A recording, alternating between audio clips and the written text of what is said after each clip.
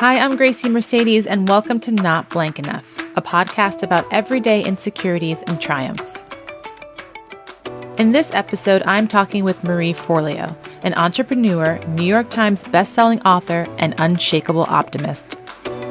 I hope you enjoy our conversation that we titled Not Good Enough. When I started making a list of possible guests, you were at the very top of my list because, of course, we've known each other, oh my God, like almost 20 years. Yes. Isn't that crazy? It's awesome. It's so crazy and awesome. And you have had so many amazing careers. I feel like that's kind of where we parallel a lot. We've tried a lot of different things. We're multi-passionate people. There's just been times in our lives where we're like, what are we doing? There's been times in our lives where we're like, yes, this is it. And so I want to pick your brain. I want to go from like the very beginning. I want to talk about even baby Marie. I want to hear about your whole life story. And at what point did you first feel not blank enough, whatever that blank is? And, I'm sure it changed throughout life and even now. Yeah. Gosh, I was just thinking about my earliest memories of not feeling blank enough. And I think the overarching notion is good enough. And we will break that down into specifics. But I think one of the very earliest things was just not feeling like either smart enough, fast enough, just good enough. I have an older brother who's almost 7 years older than me. And I remember the feeling of seeing him playing with my parents and, getting this kind of attention. And he was able to do these things with his hands and his body that because I was a tiny little girl and didn't have the right motor skills yet, I would try and mimic him and was just falling over myself. I remember one time my brother was doing these cool tricks in our yard and I tried to mimic him and I wound up tripping, falling, and my mom had thrown out like extra pancakes. For some reason, she was like trying to feed the squirrels and I wound up with like pancakes on my butt. And my brother was laughing and pointing at me. And I remember that little feeling of just not being good enough. And then, so it was this thing of like striving. And I remember in kind of grammar school when there were the tryouts for like the cheerleading dance team. So I've always loved to dance and I never had any formal dance training. I would just dance around. My mom loved Motown and disco. And so I would listen to all the Diana Ross and Donna Summer and dance around. And I remember trying out for cheerleading in grammar school and going up to the wall and seeing the names of the people who made it and didn't make it. And I was like for 3 or 4 years on the list of the girls that didn't make it. Oh, ouch. Ouch.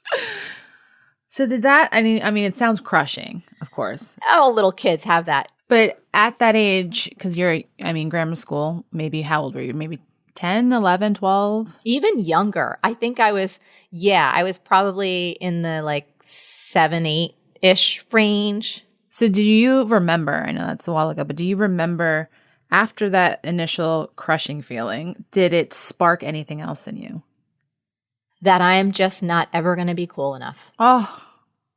That it was like, I was like, gosh, I guess I just don't have it. And my mom, God bless her, she's still alive. My mom is a firecracker and a half and she's amazing. But my mom wasn't the kind of mom who was like, you must achieve this. Like her dream was to have healthy kids and to be able to provide for her family.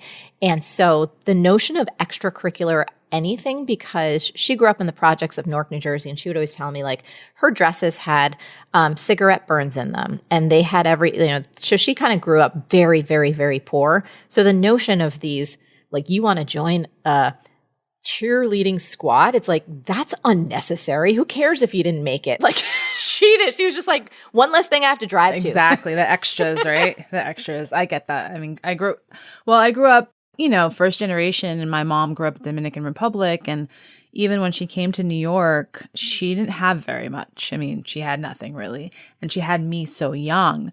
And I ended up going to Catholic school, thank God, because she was able to kind of pull it together, some money for me, because the public schools in New York were so terrible. But with that, we didn't really have any of that stuff. We didn't have teams. We didn't have sports teams or cheerleading squads and none of that. So, Yeah, I get that attitude that your mom might have had being like, that's not necessary. Who cares? Yeah, no, that was it. And I was crushed.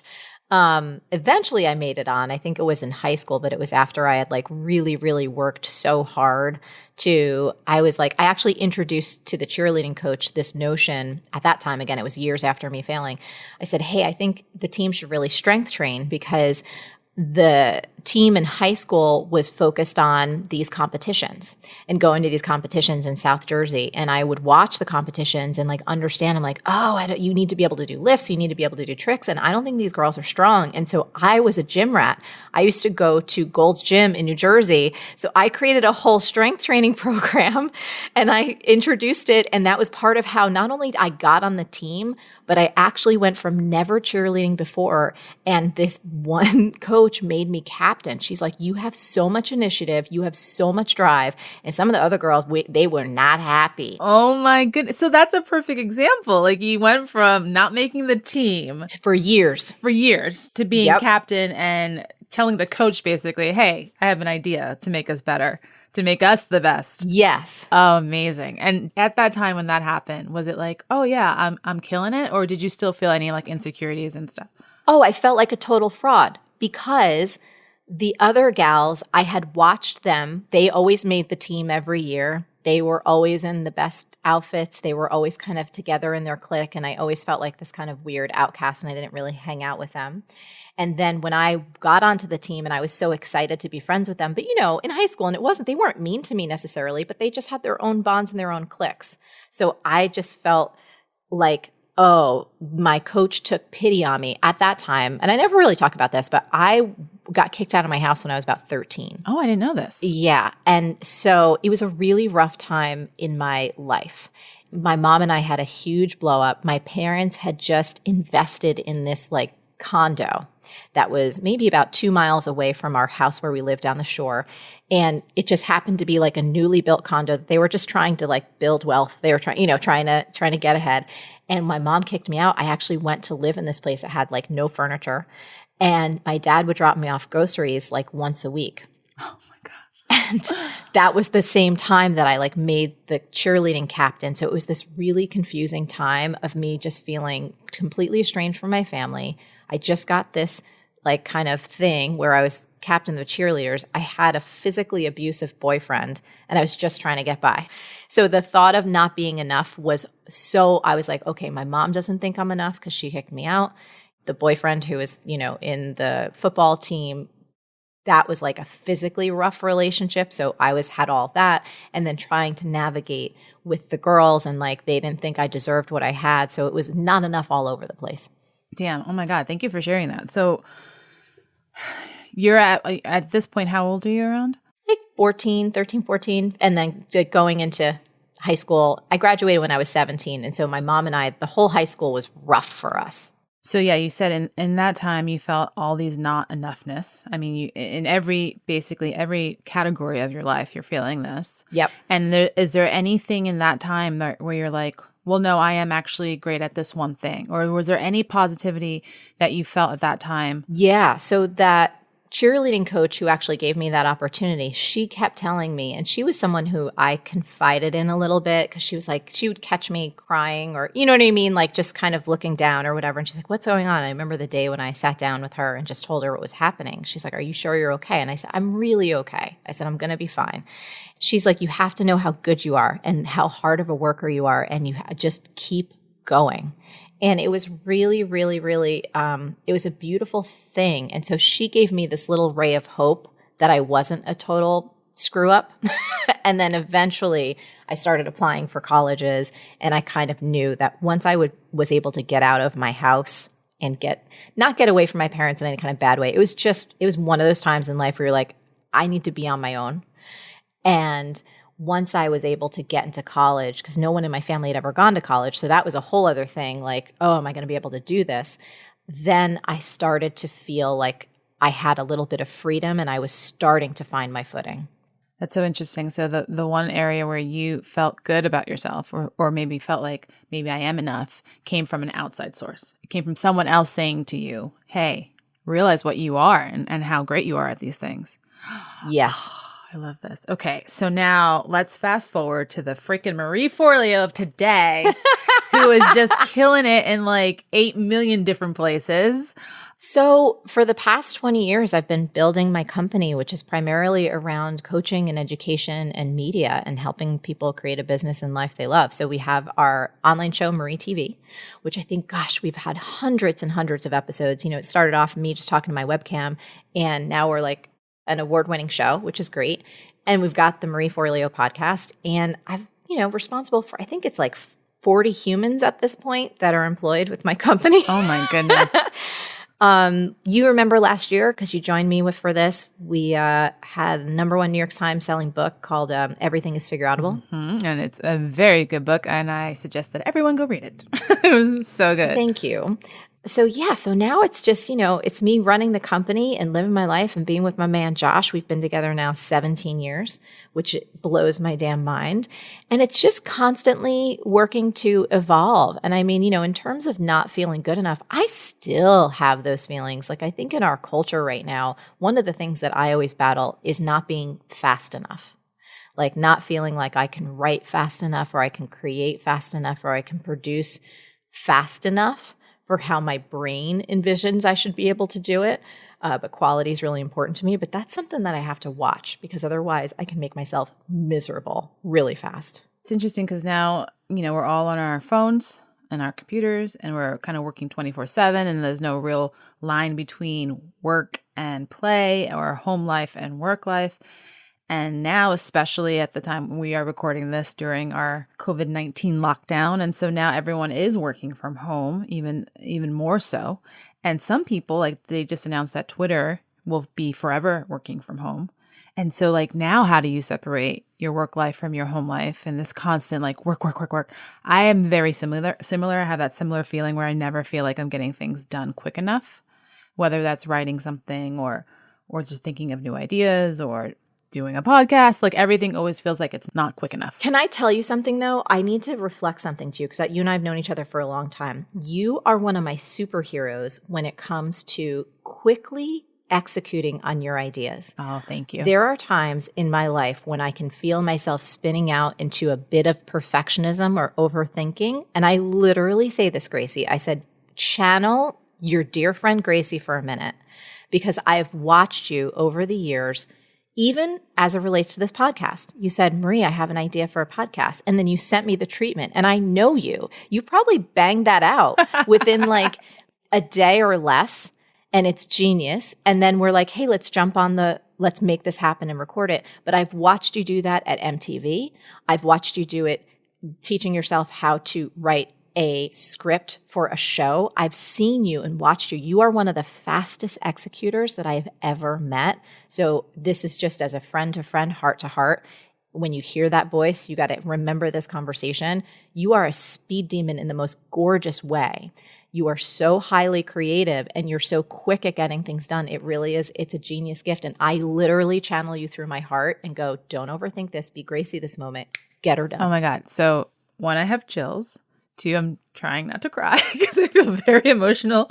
I don't know what's happening, but it's been an emotional week. And 3, I really appreciate that, and I'm learning to accept compliments. I do feel like I can compliment myself in saying when I set my mind to something, I get it done. At the same time, I still have those feelings of imposter syndrome where I'm like, okay, yeah, I got it done, but it's definitely not good enough. Or, okay, you know what I mean? Yes. Like, okay, I'm writing on a TV show, but I'm definitely the worst writer here. Or, yeah, okay, I booked this role, but I'm definitely the worst actor here. Like, it's never enough. It's chronic. Well, let's talk about this for a second, because I did some research on this and I wrote about this in Everything is Figureoutable. Studies show that up to 70% of us encounter imposter syndrome, this feeling like we don't deserve, or we're not good enough, or we're somehow faking or frauding our way into whatever position we're in right now, regardless if we're at the bottom or we're at the top. And it tends to hit women and those from marginalized communities the hardest, because traditionally we have only seen white males in position of power. So if you are a woman, if you are a woman of color, if you are a person from a community, again, that generally has not been represented in positions of leadership, in creative writing rooms, again, we can go down the list. We kind of are like, do we really belong here? Do we really know what we're doing? So there is this generational, almost subconscious thing that we hold, and we have to really keep an eye on it. And here's why. Because if we let imposter syndrome go unchecked, meaning that we're hard on ourselves or we believe it to be true, it can have devastating effects not only on our happiness and our well-being, but our bank accounts. You know me, Gracie. I know you, girl. I'm a woman that loves money. I love financial empowerment. I love helping people create financial freedom in a way that feels really good and aligned with their heart. And if you really start believing those thoughts like, oh, shit, my shit's not good enough, or whatever version of that is, you won't ask for that raise or negotiate a little more or have the confidence to be able to say, I am worth this. I'm going to ask for X. So that's why I try and pay close attention and like to talk about this, because again, it's not just the emotional consequences, it's our bank account. That, man, that really strikes a chord. Yeah, another reason why I wanted you to be my first guest is because I knew you'd be able to give me some great insight on the whole thing as far as not feeling like we're enough and imposter syndrome. And not only that, I wanted you, because you know me so well, to be able to point out the things that I might also be feeling so that this audience gets to also know me a little better. And that is all absolutely 100% true.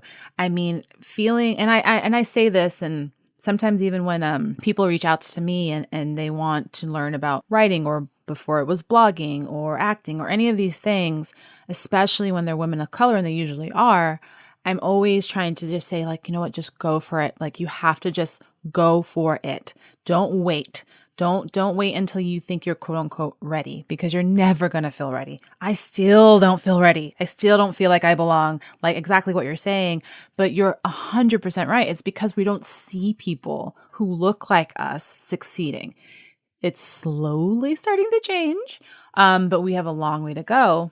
And one thing I started doing when I decided I wanted to get into writing and directing more, something I did that was so small and may sound so like dumb in a way, because you're like, oh, social media, Instagram. But I went on my Instagram and I started unfollowing anyone who made me feel shitty about myself. And that is sometimes just something, and you see something and you're like, why does this person make me feel icky?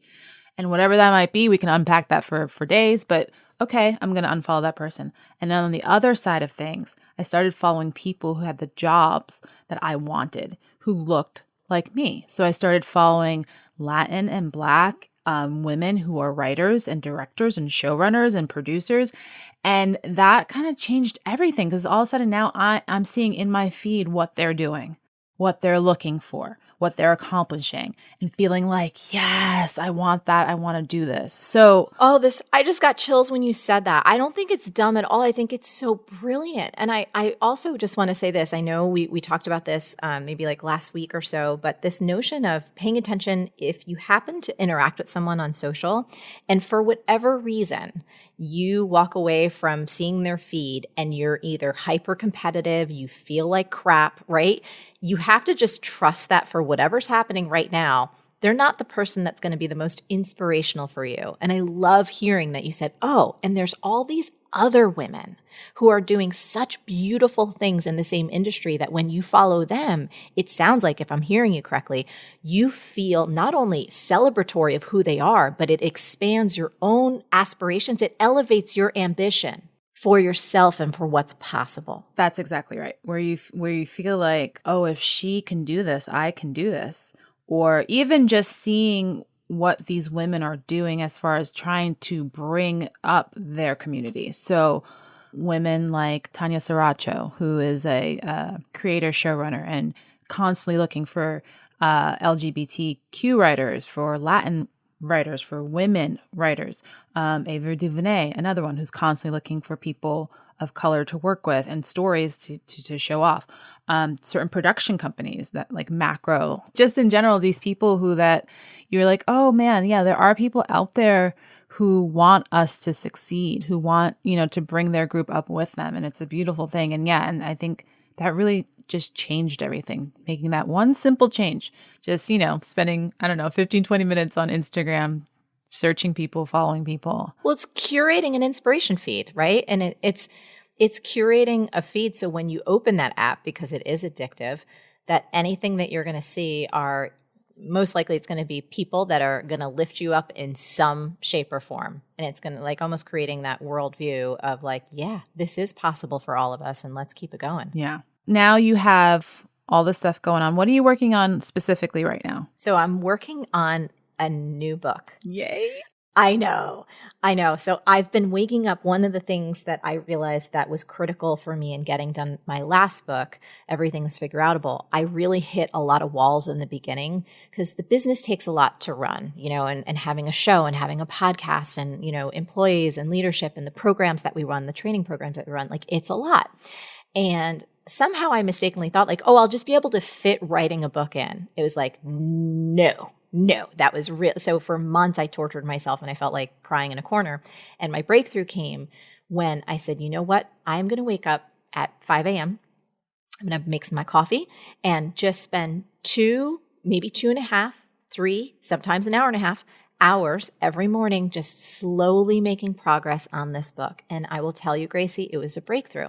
And so when COVID hit, and, we were in the middle of our big program, which is called B School, Online Business School for Modern Entrepreneurs who want to make money and make a difference. So we had thousands of new students and I kind of had to rally my troops and take care of everyone. We're a virtual company anyway, so that was fine.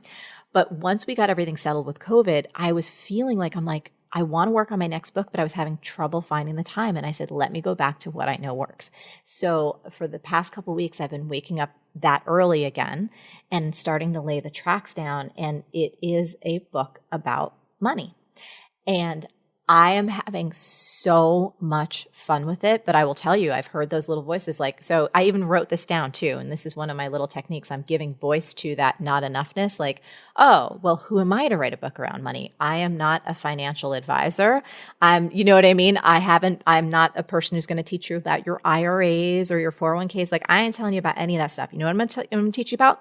I'm going to teach you about the emotional side of money. I'm going to teach you about the toxic beliefs that are likely holding you back and keeping you stressed and struggling. They've been handed down to us. They're like hand-me-down beliefs from society and again, it'll be a book for everyone, but especially for women and those from marginalized communities. It's like we have so many layers. It's like a tiramisu of bullshit around money. Do you know what I mean? That is such a perfect explanation. I literally was like thinking of the actual dessert in my head. I was like, oh yeah, that's very, very accurate. Layers. Upon layers between family and, spiritual faith-based religion, society, just all the layers of how it's bad and we have guilt and we have fear, yet we want more and should we want more and could we want more? And why aren't you just happy and grateful for what you have? That's right. Oh, that's one of the biggest ones. Shouldn't you just be grateful for what you, and so even this morning I was talking about, you know what?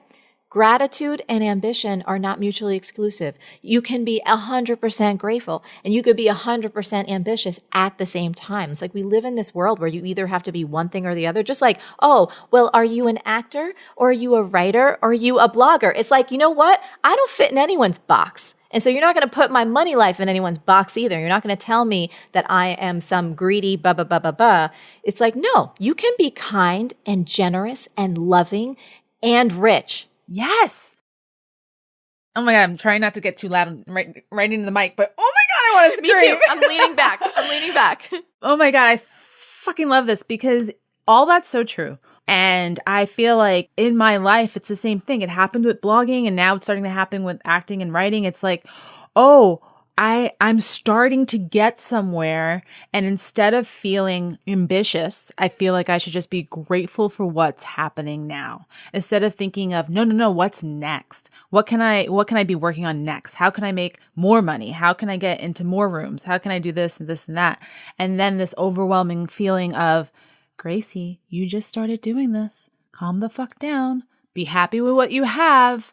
I think part of it, bringing it back to not enoughness, is this feeling of shit. Am I chasing things because I want to feel good at lots of things, or am I chasing these things because they genuinely make me happy? I think it is that, but I also sometimes question like, am I ever, quote unquote, going to be satisfied with this one thing? This is great. This is a great conversation. So first of all, again, this is just me being a mirror outside of you because I've known you for almost 2 decades.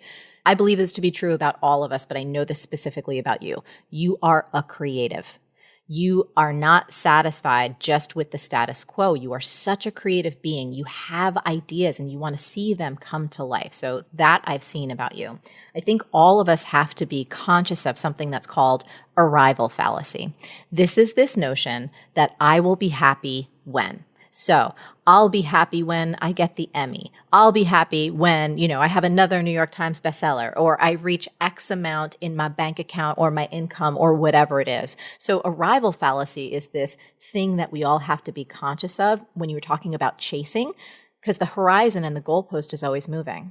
So it is this beautiful paradoxical dance of saying, I'm so grateful for what I have right now, even if it's just air in your lungs, food on the table, roof over your head, some sort of connections in terms of families and loved ones. And I am excited about what I am creating in the future. It's like we have to dance between those two things and not fall victim to arrival fallacy, thinking that for you, when this podcast continues to take off, or if there's the next show that you're going to be on, or the next amount of money you're going to make, that you're somehow going to be happier, because we know this as human beings, we are not. I remember, oh my gosh, it was really funny when the New York Times news hit and I was in San Francisco and we were like waiting for the week and we had pushed so hard and the list was coming out and were we on the list or were we off the list? And, obviously we wanted to be on the list. And the news came that we were number 1 on the list. That's where we debuted. And it was amazing. And I cried because it was awesome. And then you know what? 5 minutes later, not that it didn't matter, but it didn't matter. But that's the proof of arrival fallacy, right? You know this, I'm sure. Like once you got the position, it's like, oh my God, this is amazing. And then it recedes. The specialness just melts away. Yeah, no, totally. It's that feeling. And then that's when that melts away and you start losing that feeling of, oh my God, this is amazing, is when for me, I start to, my therapist calls it, I put a lot of shoulds on myself. I start to feel like, oh, I should be happy that I have this, or I should be happy that happened, or I should be happy enough or grateful enough or satisfied enough. I put a lot of shoulds on myself, which I think is a little bit tied into the whole like not enoughness. It's like, when will I feel like it's enough or I'm enough? And that really has to come from within, not from anything that I do outside of myself. Yes. And I don't think enoughness could ever be a static state. I don't think that we human beings are built really for any length of time to feel enough. Like I think from my work with people over 20 years, the fear of not being good enough is universal. And I feel like the nature of human life is that we're continuing to evolve. So as we age, we then start to think about relevance. Are we still relevant? There's all of the different things like, are we enough for our partner? Are we healthy enough? Are we hot enough still? Correct. So I think that it's going to be this kind of lifelong dance to navigate. Yeah, it's interesting because anyone I have talked to about this, obviously everyone can relate because it literally is a universal thing. We all feel this not enoughness at some point in our life. And it's interesting how it can change, how it can morph into something else. Yeah, I find it fascinating. That's why I'm doing this. I remember feeling like earlier on, especially maybe in my 20s and early 30s, like not enoughness around my body. You know what I mean? Like it's not the right body or it's not enough how I want it to be. And like, I think one of the greatest things about getting older is like giving less and less fucks about that stuff. Like now I'm like, oh my God, I love my body. Like it helps me walk around. It helps me create. It's like working still. I remember being, I don't know, probably in my 20s, thinking I'm not skinny enough. When in high school, by the way, I thought I'm too skinny. So in high school, I wasn't shapely enough. So I was drinking weight gain shakes, eating like whole pizzas, and just being this skinny, awkward, too tall, taller than all the boys girl. And then getting into my 20s and feeling like, oh, now I'm not skinny enough. And then getting into my 30s and seeing pictures of me in my 20s and being like, holy shit, I was so skinny. I look disgusting. Like, it's just like, yeah, the whole body thing. And now that I'm older, I do feel finally more comfortable in my body, or more like, oh yeah. Yeah, I got it good. Yeah, this is good. I'm happy with this. Versus like constantly questioning and looking and trying to change. I'm more concerned with, how do I feel? Less how I look, how do I feel? Do I feel bloated? Do I feel unhealthy? Do I feel like I can't go up a hill without like losing my breath? That to me is more important now. Versus, do I still fit in these size 27 jeans? 100%. Yeah. I think that's hopefully, that's something that I've noticed in myself that thankfully has eased up. That seems like there's more kindness and compassion in my soul. I mean, you kind of touched on this a little bit, but maybe there's like a little marine nugget, like any advice you would give to people who are really feeling that like not enoughness right now, especially right now. I feel like we're in an interesting time in the world where things are just so all over the place and uncertain and weird. So I feel like now more than ever, people might be spending a lot of time with their own thoughts and feeling a lot of this not enoughness, and any advice you might give. Yeah, I think what tends to help with me with the not enoughness thing is I actually use it as a compassionate alarm clock. It's like a signal that I have checked out from actually doing the work, meaning creating, having a meeting with my team, listening to Josh, giving a call and talking to a friend. It is a signal that I'm in my head rather than in my life. And so if I start talking or hearing like, you're not enough, Marie, you're not, my fingers aren't on the keyboard writing my next book. They're judging myself for how I'm writing the next book. If I just realize like, oh, I'm not moving fast enough, because guess what? I was in Instagram comparing myself to someone who I think is moving faster. That's like, oh, what the hell are you doing in it? So it has become for me like a compassionate alarm clock and almost like a little bit of a trigger point to tell me if I'm on track or off track in terms of my presence and engagement. So I would say for anyone that might be feeling that not enoughness, rather than going to unpack that too deeply, what if it was just a signal that you checked out? Meaning you're not actually engaged in creation or moving your body, like doing a workout or taking a bike ride or whatever's appropriate for you right now. And you're like, oh, I just need to actually get busy doing something that's joyful. I can turn on my favorite TV show. I can call my friend and see how she's doing. And if she wants to have cocktails over Zoom. Does that make any kind of sense? Oh my God, that makes so much sense. I mean, it's it really hits home because I am, trying. I'm going to say I am doing this. I am writing a screenplay for the first time, right? Because I've only written TV shows before. And boy, there was so much of the not enoughness of, I'm not ready to do this. I haven't done enough to start doing this. I don't know enough of the story, even though the story is loosely based on my high school, so I know plenty. And then I finally sat my ass down and started typing. And instantly 12 pages came out of me like nothing. And I was like, oh my God, I just need to fucking do it. I just need to sit down and do it. I love what you said earlier too about the waking up early, because that's how I got my pilot written. I woke up every day at 6 a.m. and I made myself write for 2 hours in the morning, regardless of whether for 2 hours straight I was typing, or part of that I was maybe researching, or part of that I was maybe journaling, just as long as I sat down for 2 hours every morning and I was able to get it done. And I got that advice from a friend of mine, Will McCormick, who is a very prolific writer here in Hollywood. And I thought that was great advice. And so it's so interesting that you do this basically the same thing. And I think people are very creative in the morning, right? Yes. And there's no other, so I don't have meetings at 5 a.m. That's not happening. Nobody on my East Coast team is calling me up at 5 a.m. to say, girl, jump on the phone. And so there's like this span of 2 to 3 hours. Josh is still sleeping. Do you know what I mean? Like, it's just this precious time. And same with you. You know, who knows how much I'll write? Just today, I finished like 99% of my proposal just from doing that this morning. It's amazing. So your point, and I also wanted to share this for you and for everyone listening, like when you're actually engaged in the act of creation, especially if what you're not feeling good enough about is something that is creative in nature, be gentle with yourself in the messy middle. So I was just in this zone where it was like I had pages and pages and pages of notes. And I'm like, oh, what is the structure of this table of contents? Like, does this work together? Is it 3 parts? Is it 4 parts? And I felt that voice coming in like, you're not a good enough writer because you can't figure this out like that, right? And then I really stopped myself. I was like, Marie, you've been here before.